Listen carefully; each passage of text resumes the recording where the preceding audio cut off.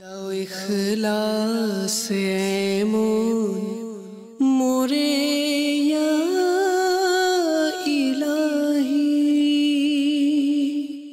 আলহামদুলিল্লাহি রাব্বিল আলামিন ওয়াসসালাতু ওয়াসসালামু আলা সাইয়্যিদিল মুরসালিন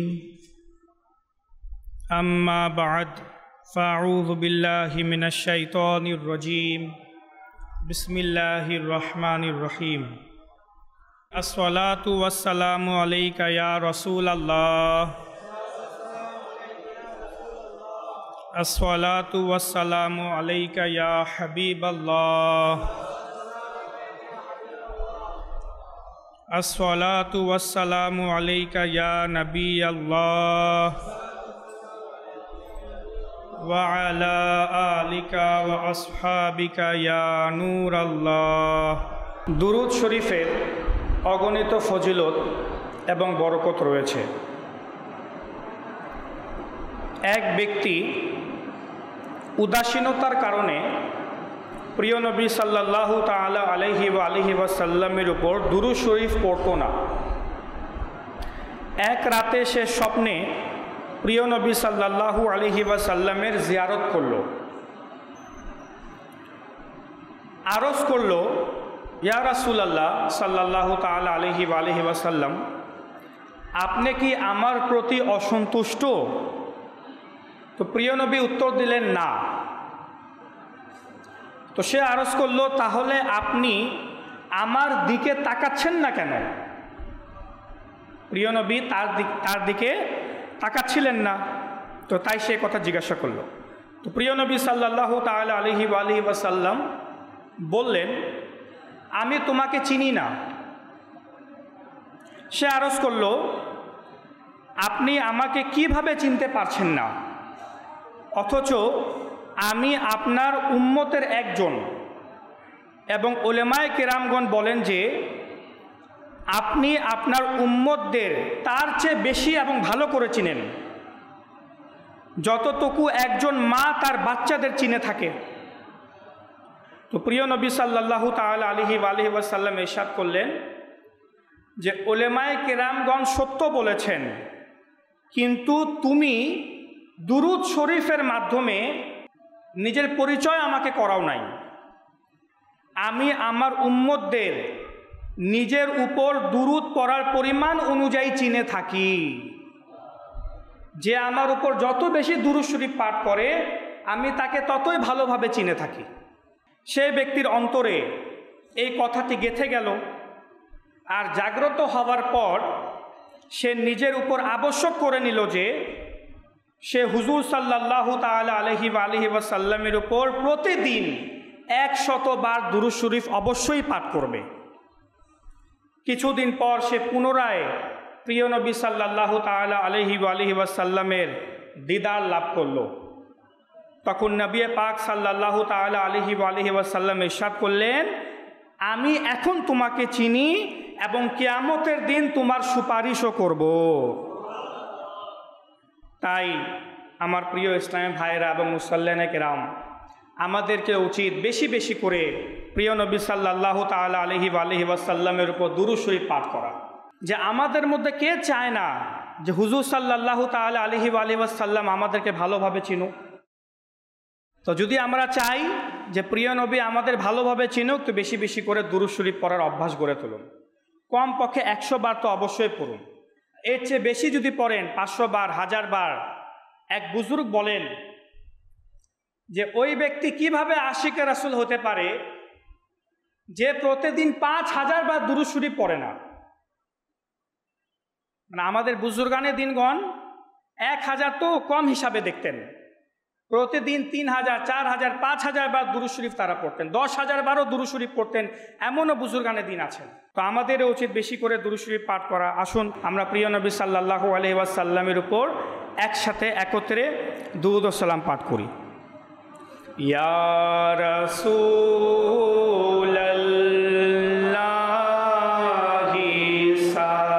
সালামুন ইয়া হাবিবাল্লাহি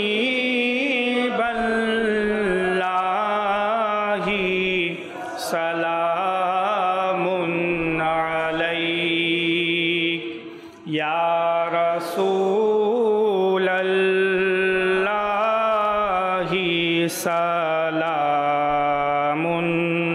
আলাইক ইয়া হাবিবাল্লাহি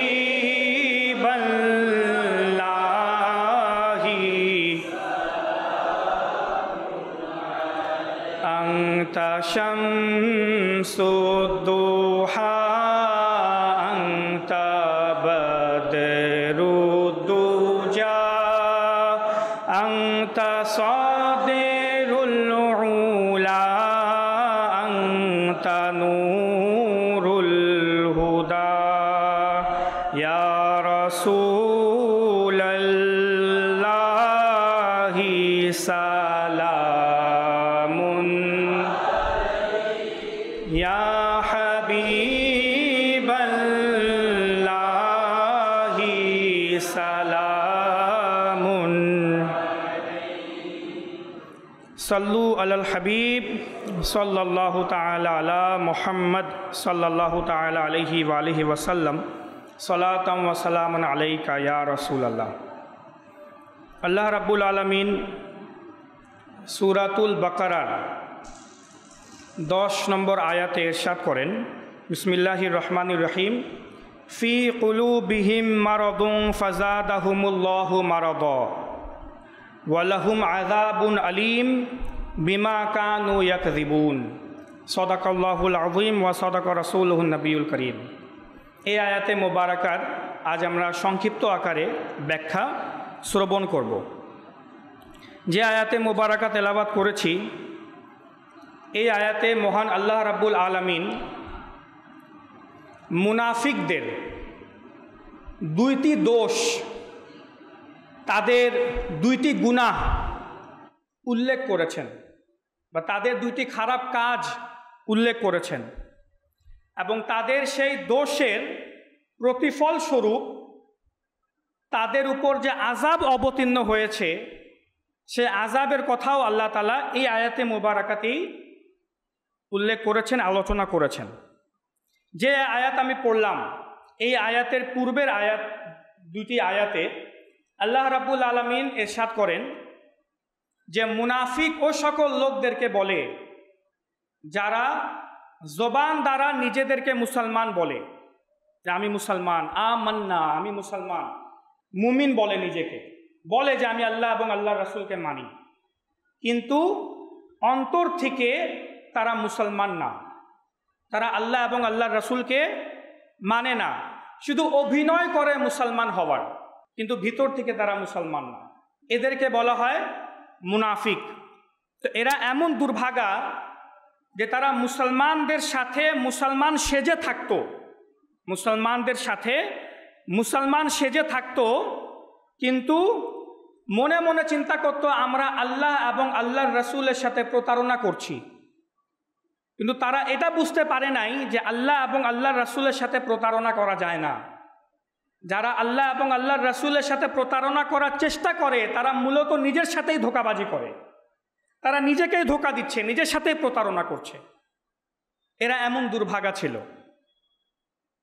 তো এই আয়াতে মুবারাকার অর্থ যা আমি পড়লাম, আল্লাহ রাব্বুল আলামিন ইরশাদ করেন ফি কুলুবিহিম মারাদ, তাদের অন্তরে, মুনাফিকদের অন্তরে ব্যাধি রয়েছে, রোগ রয়েছে। ফাযাদাহুমুল্লাহু মারাদা, আর আল্লাহ রাব্বুল আলামিন তাদের এই রোগকে, তাদের অন্তরের এই ব্যাধিকে আরো বেশি বাড়িয়ে দিলেন। তাদের অন্তরে রোগ, আর এই রোগকে মহান আল্লাহ রাব্বুল আলামিন আরো বাড়িয়ে দিলেন। ওয়ালাহুম আযাবুন আলীম, আর তাদের জন্য রয়েছে বেদনাদায়ক শাস্তি। বিমা কানু ইয়াকযিবুন, এর প্রতিফল স্বরূপ যে তারা মিথ্যা বলেছে, তারা যে মিথ্যা বলেছে এই কারণে তাদের জন্য বেদনাদায়ক শাস্তি। তো আল্লাহ রাব্বুল আলামিন এখানে দুইটি দোষ তাদের উল্লেখ করলেন, যা অর্থ দ্বারাই বোঝা যাচ্ছে। এক, মুনাফিকদের অন্তরে ব্যাধি ছিল, এটা হচ্ছে তাদের প্রথম দোষ, মাথায় রাখবেন। তাদের অন্তরে, তাদের কলবে ব্যাধি ছিল, রোগ ছিল। এবং দুই, তারা মিথ্যা কথা বলতো। এ হচ্ছে তাদের দুইটা দোষ। আর এই দুইটা দোষের বিনিময় স্বরূপ, প্রতিফল স্বরূপ আল্লাহ রাব্বুল আলামিন দুইটি শাস্তি উল্লেখ করলেন যে তাদের অন্তরে ব্যাধি, তো শাস্তি স্বরূপ তাদের ব্যাধিকে আমি আরো বাড়িয়ে দিলাম। আর তারা যে মিথ্যা বলেছে, এই মিথ্যার কারণে তাদের জন্য আমি পরকালীন জীবনে বেদনাদায়ক শাস্তি প্রস্তুত করে রেখেছি। এখন প্রশ্ন হচ্ছে যে তাদের অন্তরে ব্যাধি দ্বারা উদ্দেশ্য কি? এখানে কি কোনো শারীরিক রোগ উদ্দেশ্য, কোনো হৃদরোগ উদ্দেশ্য? না, এখানে কোনো শারীরিক উদ্দেশ্য না। এখানে তাদের অন্তরে রোগ দ্বারা উদ্দেশ্য হচ্ছে, এই ব্যাপারে মুফাসসিরিনে কেরামদের দুইটি অভিমত রয়েছে। দুই ক্যাটাগরির মুফাসসিরিনে কেরাম আছে। একটা দল বলেন যে তাদের অন্তরে রোগ, ফি কুলুবিহিম মারদ, তাদের অন্তরে রোগ, মুনাফিকদের অন্তরে রোগ ব্যাধি, এটা দ্বারা উদ্দেশ্য হচ্ছে যে তারা আল্লাহ এবং আল্লাহর রসুলের সত্য হবার ব্যাপারে সন্দেহ করত। সত্যি কি রাসূল সাল্লাল্লাহু আলাইহি ওয়াসাল্লাম সত্যিকারের নবী? আল্লাহ রাব্বুল আলামিন কি আসলেই আছেন? রাসূল সাল্লাল্লাহু আলাইহি ওয়াসাল্লামের বাণী বা উক্তিসমূহ কি ঠিক? অথচ তারা নিজ চোখে রাসূল সাল্লাল্লাহু আলাইহি ওয়াসাল্লামকে দেখছে, নিজ চোখে রাসূল সাল্লাল্লাহু আলাইহি ওয়াসাল্লামকে মুজিজা প্রকাশ করতে দেখছে, রাসূল সাল্লাল্লাহু আলাইহি ওয়াসাল্লামের জবান মোবারক দ্বারা কোরআন পাকের বাণী শুনছে, রাসূল সাল্লাল্লাহু আলাইহি ওয়াসাল্লামের সামনে দাঁড়ায় প্রিয় নবীর হাদিসে মোবারকা শুনছে, প্রিয় নবীর জীবন চরিত্র দেখছে, প্রিয় নবীর আখলাক মোবারক দেখছে, চরিত্র দেখছে। ও সব কিছু দেখার পরেও তাদের অন্তরে একটাই প্রশ্ন, একটাই সন্দেহ, সত্যি কি রাসূল সাল্লাল্লাহু আলাইহি ওয়াসাল্লাম আল্লাহর রাসূল? আল্লাহ রাব্বুল আলামিন কি আসলে আছেন? অর্থাৎ তাদের অন্তরে ব্যাধি ছিল এটা যে আল্লাহ এবং আল্লাহর রাসূলকে হাজারো প্রমাণ এবং দলিলাদি দেখার পরেও বিশ্বাস করতে পারত না। তারা অবিশ্বাসের শিকার ছিল আল্লাহ এবং আল্লাহর রাসূলের ব্যাপারে, বিশ্বাস করতে পারত না। এটাই ছিল তাদের রোগ আর ব্যাধি। আর আল্লাহ রাব্বুল আলামিন কি বলেন? ফাযাদাহুমুল্লাহু মারাদা, এত দলিল আদি প্রমাণ আদি দেখার পরেও, রাসূল সাল্লাল্লাহু আলাইহি ওয়াসাল্লামকে নিজ চোখে সামনে দেখার পরেও যখন আল্লাহ এবং আল্লাহর রাসূলের ব্যাপারে তারা সন্দেহ করছে, তো আল্লাহ তাবারাকা ওয়া তাআলা তাদের ব্যাধিকে, এই ওয়াসওয়াসাকে, এই সন্দেহকে আরো বেশি বাড়িয়ে দিলেন, যার কারণে তারা ইমানের নূর থেকে বঞ্চিত থেকে যায়। আর ইমান তাদের নসিবই হয় না, এই সন্দেহ তাদের বাড়তে থাকে এবং পথ ভ্রষ্টতার গভীর তলে গিয়ে পৌঁছায়, তারা আর হেদায়েত পায় না। এটা ছিল মুনাফিকদের রোগ। কিন্তু বর্তমানে আমাদের মুসলিম সমাজেও অসংখ্য মানুষ এমন আছে যারা অবিশ্বাসের শিকার হয়ে যায়।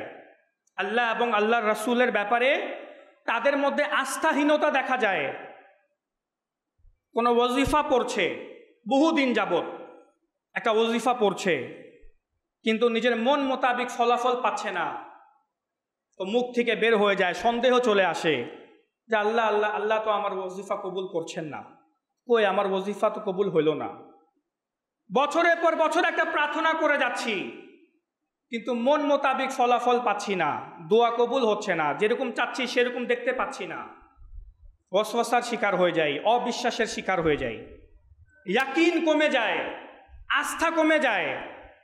অথচ দুনিয়ার কোনো মানুষ থেকে কোনো কাজ যখন আদায় করতে হয়, কোনো সরকারি প্রতিষ্ঠান, বেসরকারি প্রতিষ্ঠান বা কোনো সরকারি কর্মকর্তা থেকে যখন কোনো কাজ আদায় করতে হয়, সে হাজারবারও যদি ঘুরায়, আমরা হাজারবার তার কাছে ঘুরে ঘুরে এই আশায় যেতে থাকি যে আজ নয় কাল সে আমার কাজ করে দিবে, কোনো না কোনো দিন আমার কাজ তো আদায় হবেই।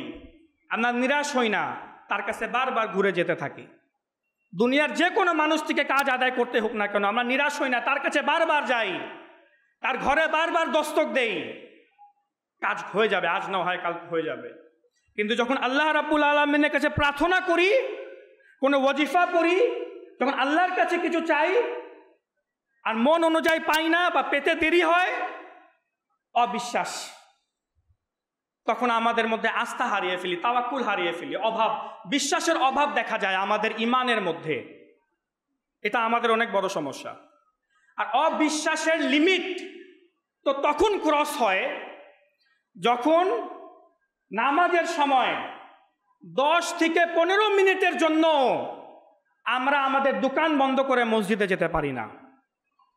যে 10 থেকে 15 মিনিটের জন্য যদি মসজিদে চলে যাই নামাজ পড়ার জন্য, তো আমার রিজিক বন্ধ হয়ে যাবে, আমার গ্রাহক চলে যাবে, আমার গ্রাহক ছুটে যাবে, আমার রিজিক কোথা থেকে আসবে? তো আমার ভাইরা, রিজিক দোকান থেকে আসে না, রিজিক আল্লাহ রাব্বুল আলামিনের দানে আসে। রিজিক আল্লাহ রাব্বুল আলামিন দান করেন। যদি আল্লাহ রাব্বুল আলামিন না চান, হাজারো দোকান খুলে বসে থাকবেন কিন্তু গ্রাহক আসবে না। কিন্তু যখন আল্লাহ তাবারাকা ওয়া তাআলা চাবেন, একটা ছোট দোকানে বসে থাকলেও যার 10টা দোকান তার চেয়ে বেশি গ্রাহক আপনার দোকানে আসবে। তো রিজিক তো এভাবে আসে। কিন্তু আমাদের অন্তরে কি? ইমানের দুর্বলতা, তাওয়াক্কুল, আস্থা, বিশ্বাস, এটা কমে যাচ্ছে আমাদের মুসলমানদের ভিতর থেকে আল্লাহ রাব্বুল আলামিনের প্রতি। অথচ যদি আমরা কোরআন এবং হাদিস পর্যবেক্ষণ করি, তো আমরা দেখতে পাব যারা আল্লাহ এবং আল্লাহর রাসূলকে সত্যভাবে বিশ্বাস করতে পেরেছে, আল্লাহ রাব্বুল আলামিনের প্রতি যাদের দৃঢ় বিশ্বাস ছিল, তারা কখনো বিফল হয় নাই, তাদের বিশ্বাসে কখনো বিফল হয় নাই। আল্লাহ রাব্বুল আলামিনের প্রতি বিশ্বাস করার কারণে, তার প্রতি আস্থা রাখার কারণে ইব্রাহিম আলা নবিয়িনা ওয়া আলাইহিস সালাতু ওয়াস সালামকে নমরুদ নামক কাফির রশি দ্বারা বেঁধে আগুনে নিক্ষেপ করছিল। ইব্রাহিম আলাইহিস সালামের বিশ্বাস ছিল যে আমার প্রতিপালক আছেন আমাকে বাঁচানোর জন্য। যখন ইব্রাহিম আলাইহিস সালামকে আগুনে নিক্ষেপ করা হচ্ছিল, জিবরিল আমিন আলাইহিস সালাম আসেন, হুজুর অনুমতি দেন, এমন বাতাস প্রবাহিত করব আগুন নিভে যাবে। বলে আমাকে তোমার সাহায্যের প্রয়োজন নাই, আল্লাহ আছে। বৃষ্টি দানকারী ফেরেশতা আসলো, হুজুর অনুমতি দেন, এমন মেঘ আনবো ঝড়ের মতো বৃষ্টি হবে, আগুন নিভে যাবে। বলে আমাকে তোমার সাহায্যের প্রয়োজন নাই, আল্লাহ রাব্বুল আলামিন আছেন। ফেরেশতাদেরকে ফিরিয়ে দিচ্ছেন। আর এই নমরুদ যখন ইব্রাহিম আলাইহিস সালামকে আগুনে নিক্ষেপ করে ফেললো, আল্লাহ তাবারাকা ওয়া তাআলা আগুনকে, আগুন যার আসল স্বভাব হলো মানুষকে পুড়িয়ে দেওয়া, যে আগুন কখনো নিজের স্বভাবকে পরিবর্তন করে না, আল্লাহ রাব্বুল আলামিনের নির্দেশে ইব্রাহিম আলাইহিস সালামের আস্থা, ইয়াকিন এবং বিশ্বাসের কারণে ওই আগুন প্রথমবার শীতলে পরিণত হয়ে যায়, ওই আগুন ঠান্ডা হয়ে যায়। ইব্রাহিম আলাইহিস সালামের বিশ্বাস ছিল এটি। যদি আল্লাহ রাব্বুল আলামিনের প্রতি দৃঢ় বিশ্বাস থাকে, তো আল্লাহ রাব্বুল আলামিন নদীর মাঝখান থেকে রাস্তা তৈরি করে দেন মুসা আলাইহিস সালামের জন্য। কি করেন নাই? একবার ঈসা আলাইহিস সালাম কোথাও তাশরিফ নিয়ে গেলেন। তো ঈসা আলাইহিস সালামের হাওয়ারিরা, ঈসা আলাইহিস সালামের সাথীদেরকে হাওয়ারি বলা হয়। প্রিয় নবীর সাথীদেরকে, আমাদের যিনি নবী তার সাথীদেরকে সাহাবী বলা হয়। ঈসা আলাইহিস সালামের সাথীদেরকে হাওয়ারি বলা হয়। তো ঈসা আলাইহিস সালামের হাওয়ারিরা তাকে খুঁজতে লাগলো যে তিনি কোথায় চলে গেলেন। খুঁজতে খুঁজতে সমুদ্রের কিনারায় এসে পৌঁছালো। তো দেখলেন ঈসা আলাইহিস সালাম সমুদ্রের উপর দিয়ে হেঁটে হেঁটে তাদের নিকটে আসছেন। এটা দেখে তো তারা অবাক। তারা বলল, হে আল্লাহর নবী, আপনি যে সমুদ্রের উপর দিয়ে হেঁটে হেঁটে আসলেন, যদি আমরা চাই তো কি আমরা পারবো না এটা করতে? আমরা কি সমুদ্রের উপর হাঁটতে পারবো না? তো ঈসা আলাইহিস সালাম বললেন, অবশ্যই পারবে, অবশ্যই পারবে। যদি মানব সন্তানের, মানুষের অন্তরে সরিষার দানা পরিমাণ তাওয়াক্কুল, সরিষার দানা পরিমাণ বিশ্বাস, আস্থা আল্লাহর উপর রাখতে সক্ষম হয়, তাহলে সে পানির উপরও চলতে পারবে। যদি কোনো মানুষের অন্তরে সরিষার দানা পরিমাণ ঈমান, তাওয়াক্কুল, বিশ্বাস যদি আল্লাহর উপর সে রাখতে পারে, পানির উপর চলা তার জন্য কোনো ব্যাপার না।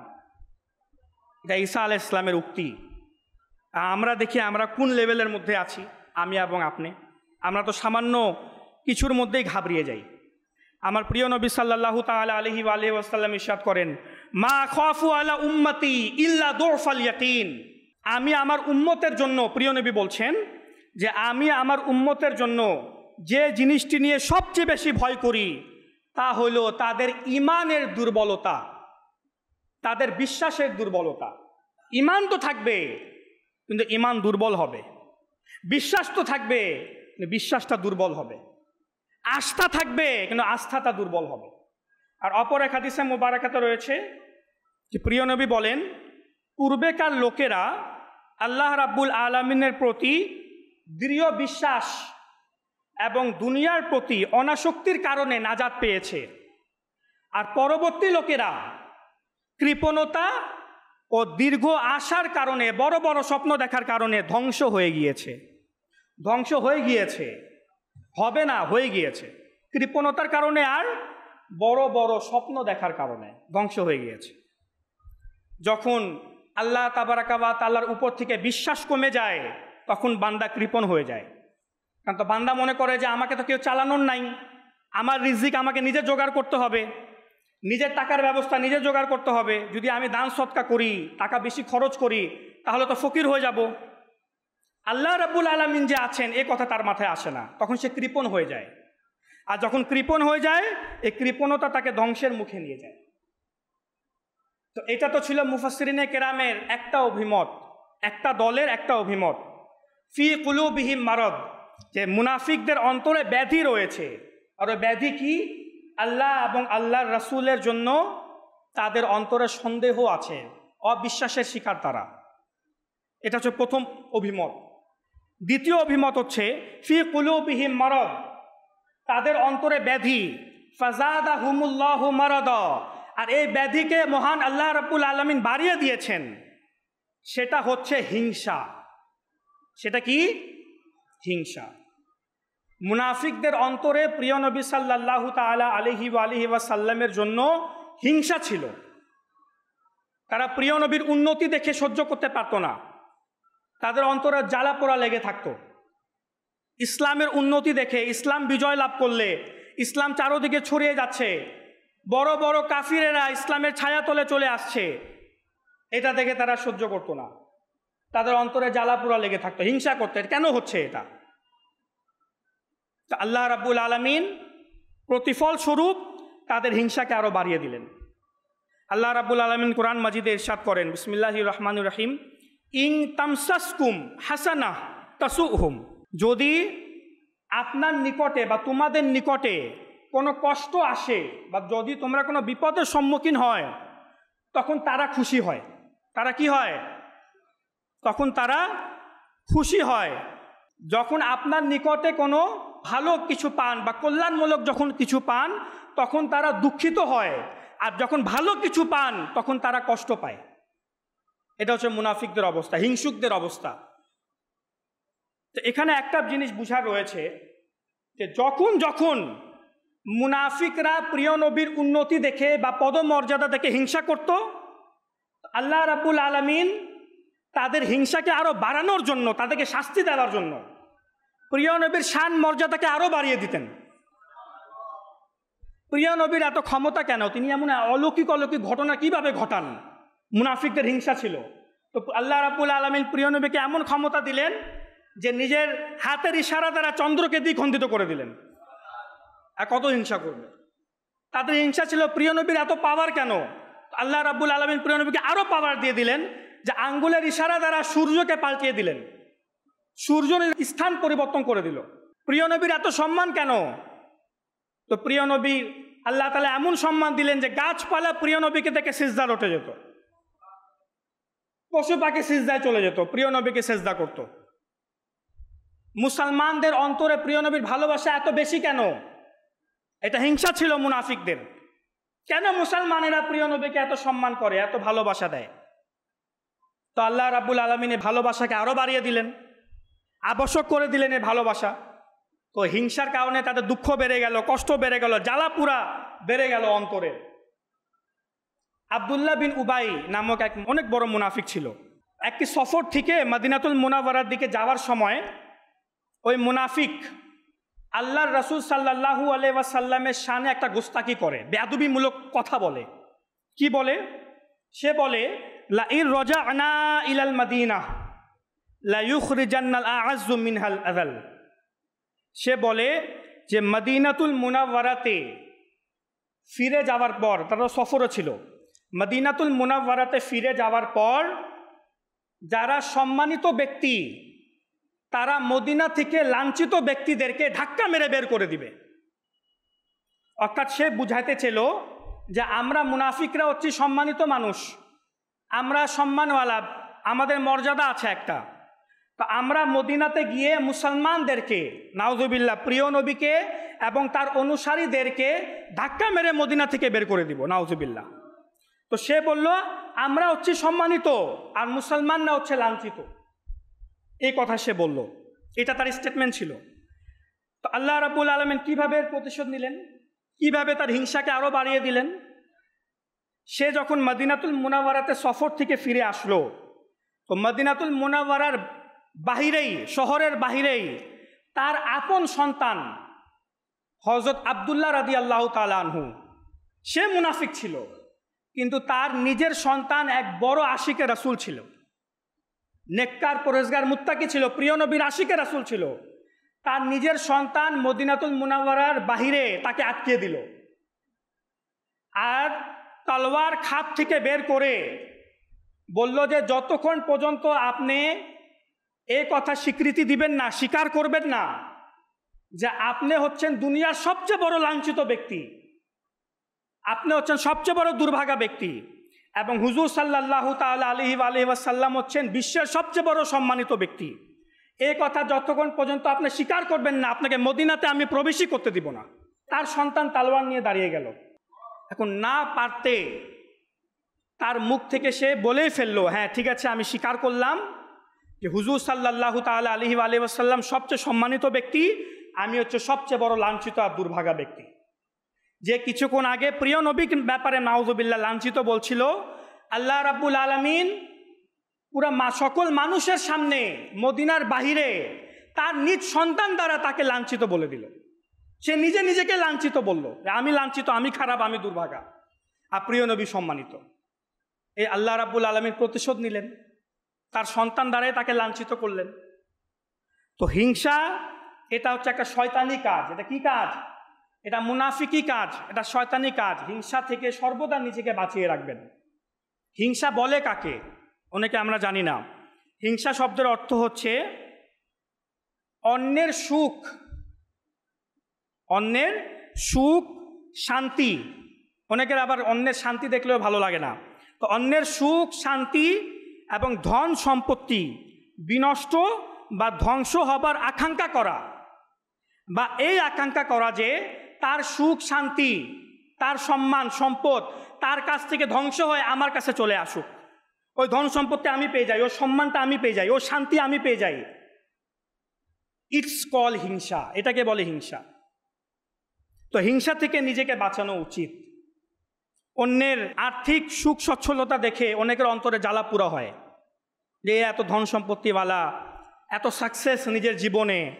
অনেক সময় চিন্তা করে যে এর ঘরে বা দোকানে চুরি হয়ে যাক, আগুন লেগে যাক, ডাকাতি হয়ে যাক, বা এর সম্পত্তি নষ্ট হয়ে যাক, ওই সম্পত্তি আমার কাছে চলে আসুক। অনেকে আবার এরকম চিন্তা করে। অন্যের ধর্মীয় বা দুনিয়াবি পদমর্যাদা দেখে আবার অনেকের হিংসা হয় যে মানুষরা একে এত সম্মান করে, আমাকে তো কেউ করে না।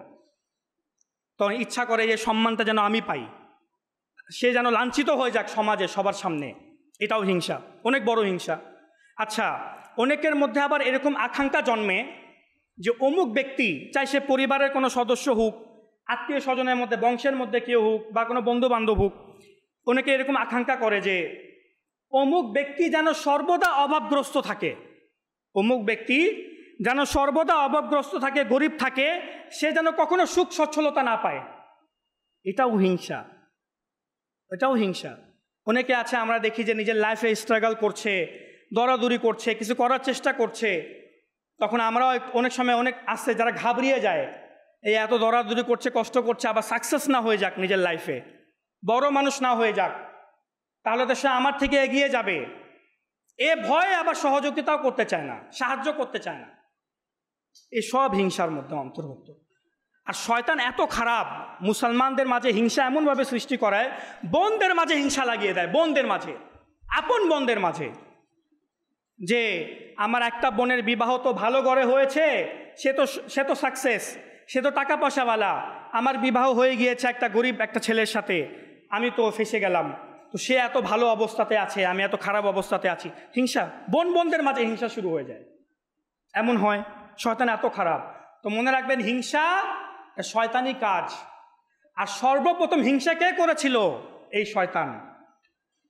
আল্লাহ রাব্বুল আলামিন যখন সকল ফেরেশতাদের দ্বারা আদম আলাইহিস সালামকে সিজদা করাইলেন, তখন তার মনে হিংসা জন্ম নিল যে আমি হচ্ছি ফেরেশতাদের উস্তাদ, আমি এত হাজার হাজার বছর ধরে ইবাদত করছি, এই আদম আলাইহিস সালামকে মাত্র আল্লাহ তাআলা সৃষ্টি করলেন আর ফেরেশতাদেরকে বললেন তাকে সিজদা করতে। সে হিংসায় পড়ে গেল। হিংসায় পড়ে সিজদা করে নাই, আল্লাহ তাআলার অবাধ্যতা করলো। তো সর্বপ্রথম হিংসা কে করেছে? এই ইবলিস, শয়তান। তো নিজেকে হিংসা থেকে অবশ্যই বাঁচানোর চেষ্টা করুন। দেখুন আমার মনে কোনো এক ব্যক্তির জন্য হিংসা আছে কিনা, কারো উন্নতি দেখলে আমার কষ্ট হয় কিনা। এটা হচ্ছে হিংসার স্টার্টিং লেভেল। কারো উন্নতি দেখলে, কারো ভালো কিছু শুনলে, কারো পদমর্যাদা বৃদ্ধি হতে দেখলে খারাপ অনুভব করা, একটু মনে ধাক্কা লাগা, কেন হচ্ছে এরকম। কাউকে হতে পারে আপনি কাউকে বলছেন না, কিন্তু মনে মনে জ্বালা পোড়া অনুভব হচ্ছে, এইটাই হিংসা।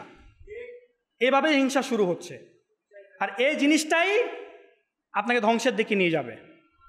হাদিসে মুবারাকাতে রয়েছে, প্রিয় নবী সাল্লাল্লাহু তাআলা আলাইহি ওয়াসাল্লাম ইরশাদ করেন, আল হাসাদু, হিংসাকে আরবিতে হাসাদ বলে, আল হাসাদু ইউফসিদুল ঈমান কামা ইউফসিদু সিবরুল আসাল।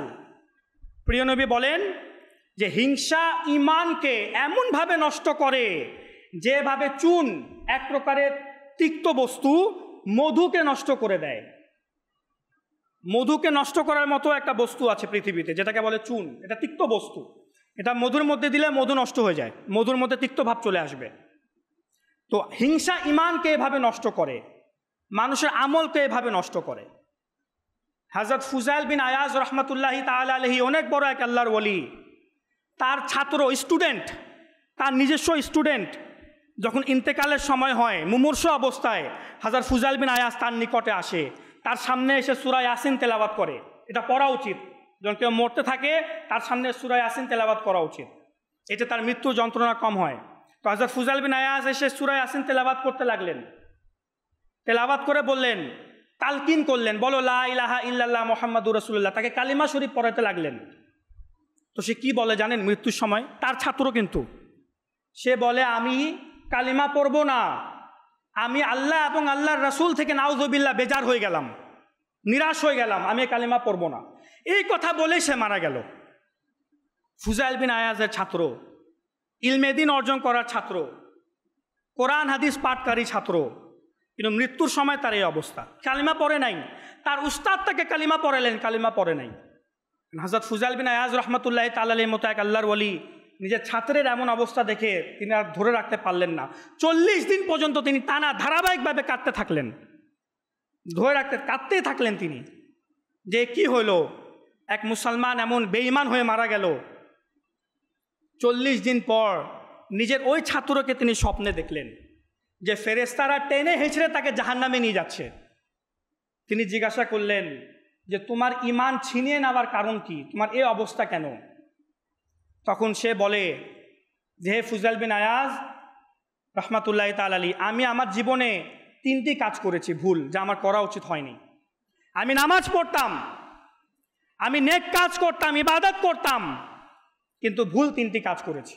1, আমি বছরে একবার, একটা ডাক্তার আমাকে পরামর্শ দিয়েছিল যে আমি বছরে একবার 1 গ্লাস মদ পান করতাম, বছরে শুধু একবারই পান করতাম, তাও 1 গ্লাস। এটা হচ্ছে আমার প্রথম দোষ। দ্বিতীয়, আমি চুগলখড়ি করতাম, একজনের কথা গিয়ে আরেকজনকে লাগাইতাম, ঝগড়া লাগিয়ে দিতাম, এটা হচ্ছে আমার দ্বিতীয় দোষ। আর তৃতীয় দোষ হচ্ছে আমি আমার সাথীদেরকে দেখে হিংসা করতাম, সাথীদেরকে দেখে হিংসা করতাম, তাদের ভালো অবস্থা দেখে হিংসা করতাম। এই কারণে আমার এই অবস্থা, আমি মৃত্যুর সময় আমার ঈমান ছিনিয়ে নেওয়া হয়েছে। তো হিংসার কারণে বান্দার ঈমান ছিনিয়ে নেওয়া হয়, বান্দার আমল বিনষ্ট হয়ে যায়, নষ্ট হয়ে যায়।